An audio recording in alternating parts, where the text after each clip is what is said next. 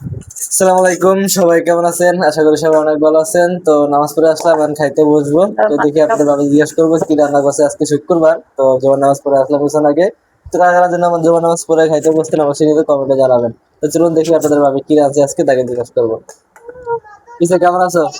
আলহামদুলিল্লাহ ভালো আছি। তুমি কেমন আছো? এই তো ভালো আছি। তো কি রান্না করছে আজকে দুপুরে? আজকে রান্না করছি বড় লোকের খাবার। তো গাইস, আপনারা সবাই কেমন আছেন? আর আজকে আপনারা কে কি রান্না করছেন অবশ্যই কমেন্টে বলবেন। যাতে আমরা গরিব, এই জন্য বললাম বড় লোকের খাবার। এই যে গরুর মাংস। তো আমরা এই ঈদের পর দিন গরুর মাংস খাইছিলাম, এই কোরবানির। আবার আজকে শুক্রবার গরুর মাংস খাইতেছি। কয়েকদিন হইলো, এক ঈদের সপ্তাহ হয়ে গেছে মনে হয় না? 6 দিন পর, এক সপ্তাহ পরে আবার গরুর মাংস 7 খাইতেছি। দিন 8 দিন পর।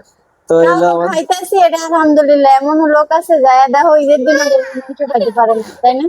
যাই হোক, আজকে আমাদের শুক্রবারে। তো তুমি তো বিরিয়ানি রান্ধবো বলে। আমি কি কইছি তোমার বিরিয়ানি রান্ধুম? তোমার দিয়ে গেছি খাইবা না, তুমি কি কইছো না? খালি গোস্ত রান্ধছে, আমি তো হচ্ছে পোলাও রান্ধা। পোলাও রাঁধতে চাইছিলাম, ওই যে গরমের ভাত এর লেগা রান্ধি নাই, কিন্তু রান্না ভালোই তো। মেঘলা মেঘলা একটা ভাব ছিল।